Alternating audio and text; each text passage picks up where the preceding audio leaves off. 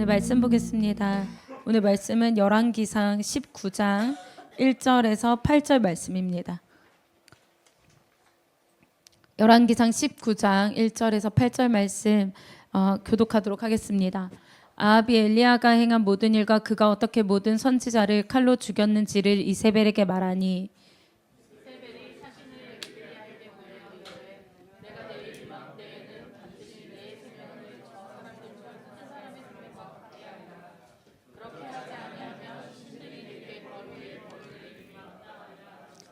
그가 이 형편을 보고 일어나 자기의 생명을 위해 도망하여 유다에 속한 브엘세바에 이르러 자기의 사환을 그곳에 머물게 하고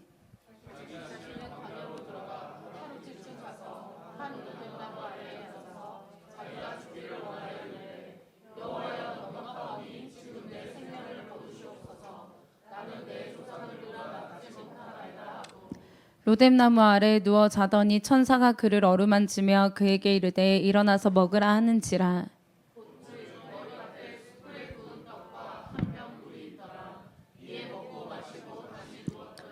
여호와의 천사가 또다시 와서 어루만지며 이르되 일어나 먹으라. 내가 갈 길을 다 가지 못할까 하노라 하는지라.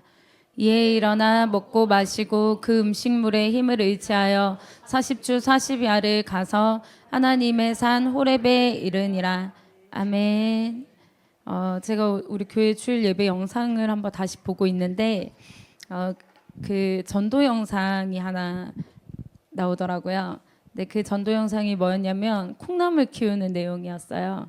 그래서 그 콩나물 키우는 내용을 보고 나서 양집사님이 그때 앞에 나오셔가지고 간증을 하셨는데 많이 우셨잖아요.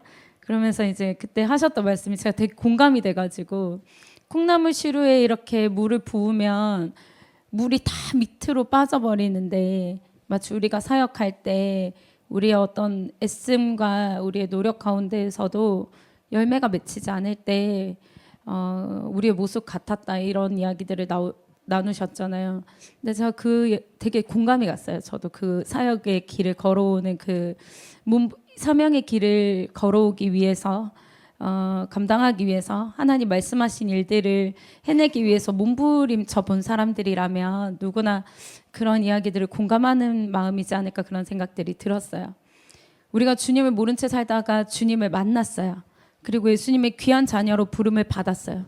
그래서 우리가 너무 기쁘고 막 평안에 감격해서 나는 예수 그리스도가 나의 삶의 주인 대신에 삶을 살 거야. 이렇게 결정하고 그럼 하나님께서 나에게 명령하시는 그 사명의 길은 뭘까 고민하면서 나에게 주어진 일들을 선택해요. 그래서 처음에는요 다 기뻐요. 저 되게 기뻤거든요. 저 처음에 기억나요. 목사님이 저한테 처음 교사와 그 청년부 셀 리더를 한꺼번에 임명하셨거든요. 갑자기 저를 부르셔가지고 중간에.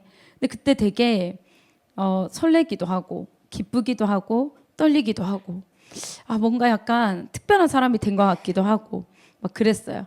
그래가지고 막 이제 그 기쁨에 주님을 만난 기쁨 플러스 내가 주를 위해서 뭔가 할 수 있다 그런 기쁨에 막 열심히 사명을 향해서 달려가다 보면 열매가 맺히기도 하고 삶이 변화되기도 하고 또 가정이 막 열매가 맺히기도 해요. 가정이 변화되기도 하고 그래가지고 내가 맡은 셀이 막 부흥하기도 하고 부서에 있는 어떤 영혼들이 회복되기도 하고 좋은 열매들을 맺기도 한단 말이야. 그러면 어떠냐면 되게 기쁘고 좋고 내가 뭔가 의미 있는 삶을 사는 것 같잖아요. 난 의미 없이 살았는데 그 전까지는 그런 기쁨이 막 샘솟기도 해요. 근데 이렇게 늘 그렇게만 하면 참 좋을 텐데 때때로 우리가 실패한 것처럼 느껴질 때가 있는 것 같아요. 그래서 그 콩나물 시루를 보면서 양집사님이 눈물 지었던 것처럼 열심히 애를 쓰고 열심히 너무너무 노력했는데 우리 정동남 집사님이 밭에 고구마를 심었는데 고구마가 하나도 안 열린 줄 알았던 거예요. 그래서 시험에 드셨어요. 그때 굉장히 이렇게 열심히 농사를 밭이 되게 애지중지하시거든요. 이렇게 열심히 농사를 지었는데 고구마가 안 열리니까 너무 상심했던 거예요. 그런데 우리는 이 작물보다 우리는 더 귀한 영혼을 향해서 우리의 시간을 내고 애를 쓰잖아요. 그렇게 막 내가 소중했던 많은 것들을 포기해야 되잖아요. 근데 그 포기하고 드린 시간이 헛수고처럼 느껴질 때가 있어요. 나의 애씀을 아무도 인정해 주지 않을 때가 있어요. 잘 가다가 나의 연약함에 완전히 넘어질 때도 있어요. 그럴 때가 되면 이 일꾼들의 마음이 어떻게 되냐면 굉장히 허탈하고 무기력감이 오고 좌절감이 들고 방향성을 잃기도 하고 내가 바른 길을 가고 있는 것이 맞나? 이렇게 하는 것이 맞나 하는 의구심이 들기도 해요. 때로는 깊은 동굴 속으로 들어가고 싶기도 해요. 오늘 말씀의 주인공이 바로 그 과정을 겪고 있는 사람이에요. 그게 누구냐면 우리가 느꼈던 그 좌절감, 의구심, 절망, 그리고 무기력감 때문에 완전히 방향성을 잃은 엘리야의 이야기예요. 여러분 엘리야 하면 다들 아실 거예요. 엘리야는 선지자 대바 이러면 우리가 제일 쉽게 될 수 있는 게 아마 엘리야일 거예요.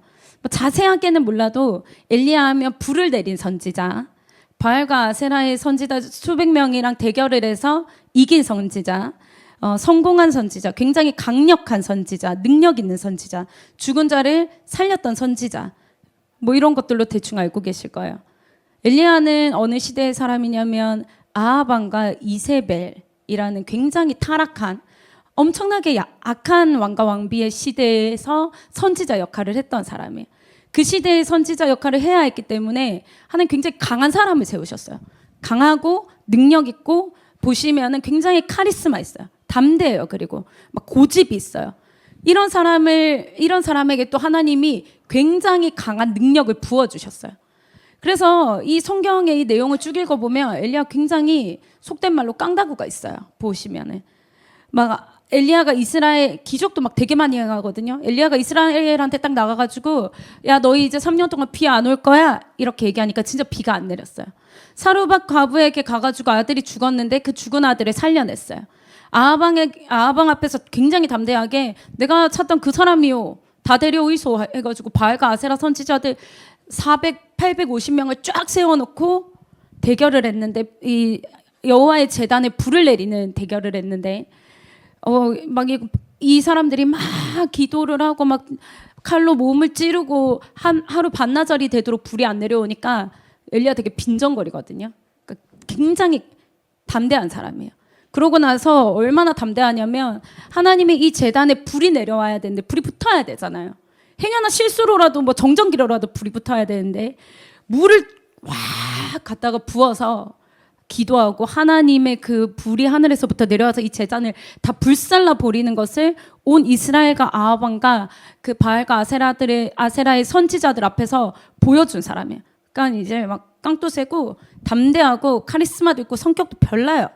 그리고 선지자들을 다 죽여버려요. 이 850명의 선지자들을. 그리고 나서 아합 왕에게 왕이잖아요. 자기를 죽일 수 있잖아요. 근데 굉장히 카리스마 있게 이야기하는 거예요. 이제 비가 올 거니까 어서 궁전으로 가십시오. 이렇게 얘기해요. 그리고 아합 왕이 이제 다 쫄아가지고 이 엘리야의 카리스마에 눌려가지고 다 막 간단 말이에요. 궁전으로. 그러니까 비가 내리는데 하나님의 능력을 받아가지고 축지법으로 먼 거리를 마차와 같이 뛰어가기도 해요. 엄청난 선지자예요. 엘리야는 훈련도 되게 많이 받았어요. 그냥 하루아침에 이렇게 된 게 아니에요. 그러니까 이 일을 위해서 하나님이 굉장히 오랫동안 준비시키셨고 이 사명만 바라보면서 진짜 뭐 아무것도 없어요. 이 사람은 아주 고독하게 이 사명을 향해서 걸어온 사람이에요. 자기가 준비한 대로 그리고 하나님 명령하신 대로 하나님이 너가 하라고 하신 대로 한치의 오차도 없게 이 이스라엘 백성들과 이방신의 선지자들과 왕 앞에서 멋지게 사명을 엘리야가 쫙 완수해요. 여러분 같으면 그렇게 완수하고 나서 아주 오랜 시간 동안 이 사명을 준비했는데 자기가 그 사명자인 걸 알아요. 자기가 이걸 위해서 목숨도 버리고 자신의 즐거움은 하나도 없이 오직 이 일만을 위해서 준비되고 이 일만을 위해서 바라보고 달려왔어요. 그래가지고 이스라엘 백성들 앞에 사명을 자기가 하나님 말씀하신 그대로 다 이뤄냈어요. 그러면 엘리야의 마음에 어떤 마음이 들겠어요? 여러분 같으면 해냈다. 성공했다. 이제는 이스라엘 백성들이 돌아오겠지. 이 엘리야는 정말 하나님 사랑하는 사람이거든요. 이제 하나님을 인정하겠지. 이제 저 악한 왕과 왕비가 회심하고 돌아오겠지. 그걸 생각했을까요? 백성들이 이제 옷을 찢고 회개하면서 다시 우리가 거룩한 그 자리로 나아가겠지. 그걸 기대했단 말이에요. 그래서 그 엘리야가 오랜 시간 동안 시냇가에 숨어 있고 막 까마귀가 물어다 주는 그 막 고기와 빵을 먹으면서도 엘리야는 한 번도 자신이 비참하다고 생각하지 않았어요. 왜냐하면 소망이 있기 때문에. 하나님 말씀하신 사명을 완수하는 그날에 이스라엘이 주님 앞으로 돌아오게 할 강력한 사명이 자기에게 있었고 자기는 그 사명을 반드시 완수하리라 라는 그 중심이 있었기 때문에 엘리야는 그걸 기다리고 있었어요. 근데 결과가 너무나 달랐던 거예요. 엘리야가 그렇게 하나님의 말씀대로 모든 사명을 딱 완수한 그때에 그가 이뤄낸 모든 영적 성과들이 무색하게 이세벨이 엘리야를 죽이겠다고 길길이 날뜁니다. 그 광경을 이스라엘 백성들이 목도했거든요. 하나님의 여호와의 제단에서 하늘에서부터 불이 내려와서 하나님의 제단이 불타오르는 그 광경을 이스라엘 백성들이 목도했어요. 그리고 엘리야가 이제부터 비가 올 겁니다 라고 얘기할 때 어마어마한 3년 동안 비 한 방울 안 내렸던 이스라엘의 땅에 비가 내리는 것들을 이스라엘 백성들이 봤단 말이에요. 그리고 그들에게 엘리야가 믿음으로 선포를 했단 말이에요. 너희 어느 때까지 머뭇머뭇하겠느냐, 너희 어느 때까지 너희 주님 앞에 나오지 않겠느냐 말했단 말이에요. 자기가 분명하게 하나님의 사람인 걸 이야기했단 말이에요. 그런데 이 이스라엘 백성들과 아하방이 이세벨이 워낙에 기세가 강하고 죽이겠다고 난리치니까 눈 하나 깜짝 안 하는 거예요. 한 명도 엘리야 편으로 돌아오지 않는 거예요. 그러니까 엘리야가 뭐라고 생각하냐면 이스라엘에는 완전히 나밖에 남지 않았다. 엘리야가 완전히 절망하게 돼요. 완전히 무기력감에 빠지게 돼요. 그렇게 담대했던 이 엘리야가 이 일을 완수하기만 하면 하나님의 놀라운 역사가 이루어질 것을 믿고 담대하게 흔들리지 않고 죄를 짓지도 않고 오직 그 사명만을 바라보면서 뚜벅뚜벅 걸어왔던 그 엘리야가 완전히 하루아침에 다른 사람이 되어버려요. 우리가 좀 이해할 수 있잖아요. 원래 엘리야가 좀 소심했던 사람이라면 뭐 기드온처럼 겁이 많은 사람이었다면 이세벨이 죽이겠다고 했을 때 겁을 먹어서 엘리야가 자신의 생명을 위하여 도망했다라고 성경에 기록되어 있거든요. 그러니까 두려워서 도망갔다는 게 이해가 되는데 그 전에 엘리야의 모습은 그렇지 않아. 굉장히 담대하고 카리스마 있는 사람이었단 말이에요. 그런데 엘리야가 얼마나 황당했던지 그 대담했던 엘리야가 다른 것이 아니라 살려고 도망갔다고 성경에는 적혀져 있어요. 어디까지 갔냐면 브엘세바까지 갔다. 브엘세바가 여러분 그 성경에 이런 구절이 나와요. 단에서부터 브엘세바까지. 이게 약간 할라에서 백두까지 이런 느낌이에요. 그러니까 이스라엘의 끝과 끝까지. 그러니까 브엘세바까지 갔다는 거는 국경까지 도망갔다는 거예요.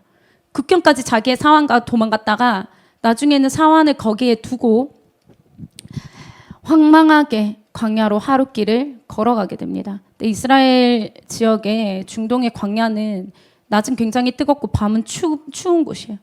근데 여기에 아무도 없이 엘리야가 혼자 갔다는 것은 죽으러 간 거예요. 아무것도 의지할 길이 없는 그 광야길을 엘리야가 혼자 걸어가다가 로뎀 나무 아래에 엘리야가 그 몸을 누입니다. 교회 가면은 대부분 카페 이름이 로뎀 나무잖아요. 근데 목사님 말씀하셨듯이 로뎀 나무가 그래가지고 우린 되게 크고 풍성하고 막 엄청 막 듬직할 거라고 기대하는데 로뎀 나무는 제 키보다 조금 더 큰 정도, 그리고 가지가 얇아요. 얇고 좀 보잘것없어요. 보면 좀 풍성하거나 든든한 것과는 관계가 없어요. 광야에 자라는 나무니까 우리가 일반적으로 생각하는 나무처럼 크고 풍성하지 않아요. 근데 바로 하루 이틀 전에 엘리야가 이 어마어마한 사명을 감당해 냈는데 지금의 엘리야는 이 얄팍한 나무밖에 의지할 곳이 없는 거예요. 그 나무에 기대서 그 나무 앞에 누워가지고 엘리야가 이렇게 고백해요. 19장 4절 한번 보여주세요. 19장 4절. 마지막 부분에 보면 여호와여 넉넉하오니 지금 내 생명을 거두시옵소서. 나는 내 조상들보다 낫지 못하나이다 하고. 엘리야의 그 원래의 성정을 보면 굉장히 자존심이 강한 사람이었던 것 같아요. 그런데 자신이 이렇게 허겁지겁 자기의 목숨 하나 부지하기 위해서 광야로 아무것도 의지할 것 없이 도망치고 있는 자신의 현 주소가 너무나 비참한 거예요. 그리고 하나님의 사람으로서 수치스러웠던 것 같아요. 그 수치와 절망 그리고 실패했다는 실패감이 엘리야를 깊은 무력감으로 이끌어간 것 같아요. 우리는 어때요? 우리 엘리야랑 비교할 수 없잖아요. 엘리야에 비하면 그만큼 능력이 없어요. 우리는 노력도 엘리야는 아예 없어요. 그냥 하나님의 사명만을 위해서 살아온 사람이에요. 엘리야는 자신의 것을 아무것도 추구하지 않고, 우리는 그만큼 노력하거나 헌신하거나 그만큼 고난을 받지 않았음에도 불구하고 않았지만 그래도 어쨌든 간에 하나님을 위해서 우리가 조금씩 노력은 다 해봤어요. 그리고 도전도 해봤어요. 가정 안에서 믿음이 없어, 우리 가정은. 그래서 혼자 그 믿음 생활하면 핍박을 많이 받잖아요. 때로는 세상 사람들이 왜 그렇게 살아? 왜 그런 걸 선택해? 라는 그런 비난도 좀 들어봤을 것 같고, 세상이 이 길이 옳다, 이런 것들을 준비해야 된다, 너를 위해서 이런 일들을 해라 말하는 것들을 선택하지 못했을 때가 많았을 것 같아요. 믿음 때문에. 때로는 예배드리고 기도하고 헌신해야 될 시간에 내가 좀 더 다른 것을 해야 하지 않을까? 우리 집이 이렇게 어려운데 좀 한 푼이라도 벌어야 하지 않을까? 아니, 우리 아이들이 지금 이런 상황인데 아이들과 좀 더 시간을 보내야 하지 않을까? 아니면 이와 같은 정보화 시대에 내가 뭐 정보라도 좀 수집하고 내가 자기 개발이라도 좀 해야 되는 것 아닐까 하는 의구심과 싸웠을 수도 있어요. 어쨌든 간에 우리는 믿음을 선택했을 거예요. 사소한 부분이라도. 그래서 그 부분에서 하나님의 복이 충만하기를 기도합니다. 하나님이 근데 우리의 수고와 헌신을 기억하시고 우리가 드린 것보다 넉넉히 갚아주시는 분이세요. 근데 가끔은 내가 생각했던 결말, 내가 이렇게 가정 안에서 싸워가면서 내가 이렇게 믿음을 선택했으면 그럼 나한테 하나님 적어도 이렇게 해주셔야 되지 않나? 내가 이렇게 사회 안에서, 회사 안에서 때로는 나의 어떤 커리어와 나의 가정보다 하나님 믿음을 더 우선한 것을 선택했을 때, 때로는 가정보다는, 때로는 자녀보다, 때로는 재정보다 내가 영혼을 선택했고 내가 교회를 선택했는데, 그런데 어떤 사역적인 열매라던가 아니면 우리에게 뭔가 어떤 열매가 맺혀야 되지 않나? 그런데 우리가 엘리야만큼은 아니지만 돌아오는 것이 아무것도 없는 것 같을 때, 나에게 아무런 열매가 없는 것 같을 때, 내가 영혼을 위해서 작은 헌신을 했거나 아니면 내가 어떤 영혼을 위해서 내가 충성했는데 섬겼는데 그 영혼이 교회를 떠나갈 때, 아니면 내가 어떤 부서를 위해서 내가 열심히 애썼는데 아무도 인정해주지 않을 때, 그 부서에 아무런 열매가 없을 때, 양들이 성장하지 않을 때, 내가 너무 힘들고 피곤한데 시간을 빼서 어렵게 하나님의 일들을 했는데 도대체 어떤 열매가 있는지 모르겠을 때, 여러분 우리도 엘리야처럼 깊은 무기력감과 절망 가운데 빠질 수 있다는 거죠. 가정을 위해서 기도하라고 말씀하셔서 가정 안에서 내가 나를 죽이고 말씀대로 남편을 섬기려고 막 애를 쓰고 아내를 섬기려고 애를 썼는데 아무것도 돌아오지 않는 것 같을 때, 주를 위해서 재정을 아낌없이 드렸는데 더 어려워지기만 하는 것 같을 때, 그때 우리가 로뎀나무 아래에 누워있는 그 엘리야의 깊은 절망과 무력감을 느낄 수도 있다는 거죠. 그때 우리가 엘리야의 고백처럼 이렇게 고백할 수도 있겠죠. 여호와여 넉넉하오니 지금 내 생명을 거두시옵소서. 나는 내 조상들과 낫지 못하나이다. 엘리야는 로뎀나무 아래에 누워서 엄청나게 깊은 탈진 상태 가운데 빠졌어요. 근데 이렇게 누워서 탈진해 있는 엘리야를 주님이 내버려 두시지 않아요. 그 사명을 걸어온 채 실패한 것 같을 때, 너무나 깊은 무력감과 절망에 엘리야가 누워서 탈진해 있을 때, 탈진한 엘리야에게 주님께서 천사를 보내세요. 천사를 보내셔서 구운 떡과 한 병의 물을 먹이십니다. 근데 이것이 어떤 음식이냐면 천국의 음식이었을 거예요. 그것을 먹고 엘리야가 다시 잠들어요. 다시 잠들고 시간이 지나서 다시 천사가 엘리야를 깨우는데 어루만져서 깨워요. 다정하게 어루만져서 위로하듯이. 그리고 깨워서 다시 음식을 먹입니다. 너가 이걸 먹고 40주 40야를 가야 한단다.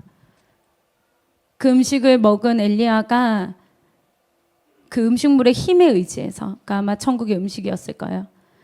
40주 40야. 그러니까 40일 밤낮을 자지도 않고 먹지도 않고 쉬지도 않고 걸어서 어디로 가냐면 하나님의 산 호렙에 갑니다. 호렙산은 이 멀고 먼 산, 40주 40야만큼이나 걸어가야 하는 먼 산이었는데, 이 산이 어떤 산이냐면 모세에게 하나님께서 나타나셔서 사명을 맡기셨던 곳이에요. 이 산이. 또 출애굽한 이스라엘 백성들이 긴 여행 끝에 이 산에 머물렀어요. 그리고 이 산에서 하나님께서 이스라엘 백성들에게 율법을 건네주셨던 산이에요. 그러니까 하나님의 땅이에요. 하나님의 산이에요. 엘리야가 호렙산에 사역을 하러 간 게 아니에요. 다른 일을 하러 간 게 아니에요. 하나님 왜 엘리야를 호렙산으로 부르셨냐면 너무나 깊이 탈진해버린 절망 가운데 있는 이 엘리야를 1대1로 깊이 만나주시기 위해서 엘리야를 다시 부르셨어요. 사명의 길을 함께 걸어가는 성도 여러분, 우리의 쓸모와 관계없이, 우리의 능력과 관계없이, 우리가 생각하는 성공의 여부와 관계없이, 우리가 얼마나 했든 간에 관계없이, 여러분 하나님의 일을 완수하기 위해서 열심히 달려가다가 우리가 너무 연약해서 쓰러질 때가 올 텐데, 그때 우리에게 쓰러진 우리를 하나님이 결코 그냥 내버려 두지 않으심을 믿으시기를 소망합니다. 죽겠다고 엘리야가 쓰러졌어요. 나 죽을 거야. 근데 천사를 보내셔서 주님께서 직접 천국의 음식을 먹이시고, 엘리야가 잠들어 있는 동안 그 곁을 지키셨고, 엘리야가 탈진했을 때 엘리야를 다정하게 어루만지면서 위로하셨어요. 그 위로를 함께 경험하시기를 소망합니다. 그리고 완전히 상한 심령을 가지고 있는 이 엘리야를 위로하시기 위해서 주님의 땅으로 다시 엘리야를 부르셨습니다. 근데 엘리야가 주님의 땅까지 갈 힘이 없네. 그래서 그를 너무 긍휼히 여기셔서 하나님이 그 힘까지도 주셨어요. 그리고 그를 하나님의 거룩한 산으로 불러들이셨어요. 엘리야가 호렙산의 어느 동굴에 들어갔거든요. 그래서 숨어 있어요. 우리가 그 마음을 이해할 것 같아요. 너무나 탈진했을 때, 믿음으로 막 달려갔는데 보이지 않을 때, 우리도 어딘가에 들어가서 숨고 싶잖아요. 그 엘리야의 심리를 보여줬던 것 같아요. 모세도 이 호렙산에서 하나님의 영광을 피해서 반석의 틈에 숨었다라고 성경에 적혀 있거든요. 여러 가지 관점으로 봐서 비슷한 동일한 굴이 아닐까, 그런 학자들이 이야기를 합니다. 어쨌든 그 틈에 숨어 있는 엘리야에게 하나님이 찾아오십니다. 그래서 하나님 찾아오셔서 엘리야에게 이렇게 질문하세요. 엘리야야, 네가 어찌하여 여기 있느냐? 이렇게 물어보세요. 근데 이 엘리야 여러분 같으면 어떤 기분이 들 것 같으세요? 서럽기도 하고, 하나님 나 버리지 않으셨다 하는 안도감이 들기도 하고, 하나님이 사명 주셨는데 그가 도망와가지고 죽겠다고 이랬던 자기 자신이 부끄럽기도 하고, 못난 자신의 모습이 수치감이 들기도 하고, 여러 가지 감정이 막 얽혀 있을 것 같아요. 그 얽혀 있는 엘리야의 마음이 잘 느껴지는 게 10절이에요. 엘리야가 이렇게 불퉁하게 대답해요. 내가 만군의 하나님 여호와께 열심히 유별하오니 이는 이스라엘 자손이 주의 언약을 버리고 주의 제단을 헐며 칼로 주의 선지자들을 죽였음이오며 오직 나만 남았거늘 그들이 내 생명을 찾아 빼앗으려 하나이다. 카리스마 넘치던 이 불의 선지자 엘리야가 어딜 가고 우리와 같은 연약한 한 사람이 서 있습니다. 엘리야가 하나님 앞에 따지듯이 불평하고 있는 거예요. 어리광 부리고 있는 거예요.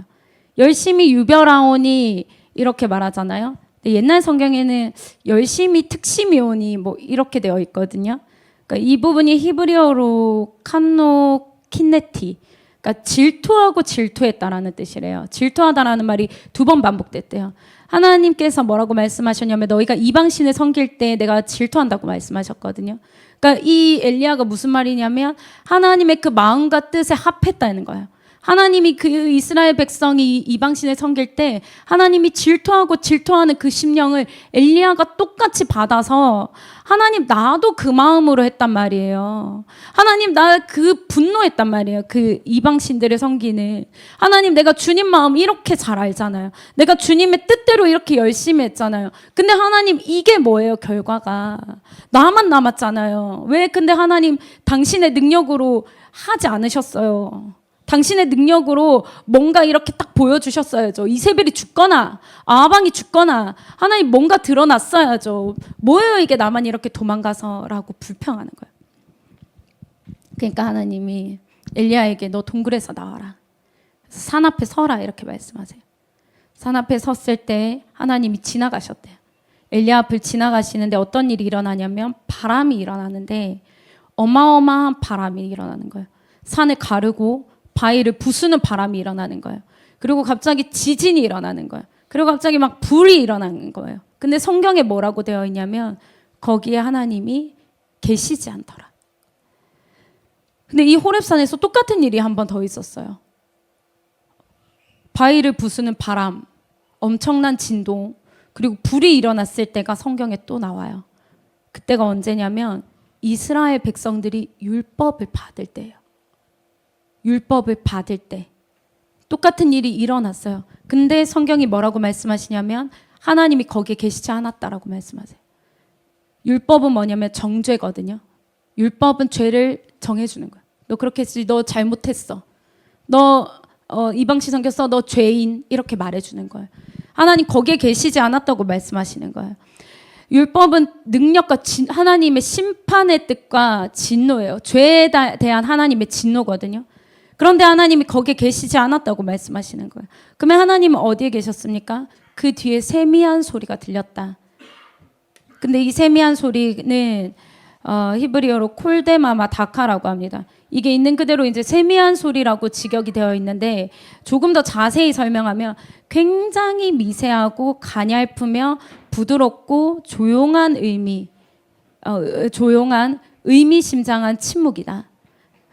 어떤 학자의 말에 의하면 이 세미한 음성은 양심의 말하고 마음을 조명하며 개인과 민족으로 하여금 결심을 하게 하는 하나님의 부드러운 음성이다. 어떤 두려움도 없이 들을 수 있고 이해할 수 있는 하나님의 복음의 말씀이다 라고 합니다. 따라서 하나님이 불과 바람 그리고 지진과 같은 강력한 표적, 능력 이런 것들을 엘리야가 막 보여줬잖아요. 엘리야는 막 불이 내려오고 막 사람을 막 다 죽이고 몇백 명을, 그리고 막 죽은 사람을 일어나게 하고 막 그런 어떤 표정만으로는, 그리고 그런 것들을 통해서 이스라엘 백성들을 두렵게 하는 것으로는 백성들이 돌이켜지는 것이 아니다라고 하나님 알려주신 거예요. 그러면 하나님의 성공, 엘리야가 생각했을 때 이것은 실패지만 하나님 그것은 아주 긴 구원의 스토리의 한 일부분일 뿐인 거예요. 그러니까 엘리야가 가야 할 수많은 하나님의 구원의 계획 가운데 일부분이지 너가 승리하고 너가 실패한 것이 거기에 있지 않다라고 생각해요. 우리의 기준에 있지 않다라고 알려주시는 거예요. 그럼 백성들의 회심은 네가 생각했던 것처럼 무서운 일, 불이 막 내려오고 엄청난 일이 막 나타나서 백성들이 막 그 앞에 다 엎드려가지고 두려워 떠는 것이 내가 생각했던 구원이 아니다. 내가 말하는 구원은, 나의 구원의 계획은 사랑이다. 그리고 복음이다라고 하나님 엘리야에게 알려주신 것입니다. 하나님이 이때 엘리야에게 알려주신 것은 나는 진노와 심판이 아니라 사랑으로 이 땅을 구원하실 것이다. 그리고 너는 실패하지 않았다. 사랑하는 성도 여러분, 혹시 로뎀나무 아래에 누워있는 엘리야처럼 지치셨나요? 마음이 어려우실 때가 있으신가요? 그러나 우리의 부족함과 연약함으로 하나님의 사역이 실패하지 않는다는 걸 기억합시다. 그리고 우리가 탈진하여 누워있을 때 주께서 우리에게 오셔서 우리를 어루만지시고 다시 일어나라 라고 우리에게 천국의 음식을 먹이심을 기대합시다. 우리가 애썼는데 실패한 것 같을 때, 우리가 엄청 노력했는데 이해할 수 없는 결과가 올 때, 그럼에도 불구하고 우리가 했던 이 모든 헌신들을 모아서 주님의 나라를 일으키시는 주님의 능력을 의지하기를 소망합니다. 우리 지쳐있는 성도들이 있다면 서로 함께 중보하고 서로의 손을 잡아서 다시 한번 일으키면서 주님이 다시 오실 그날을 기대하고 다시 오실 그 길을 준비하는 주여하는 교회 성도 여러분과 제가 되기를 소망합니다.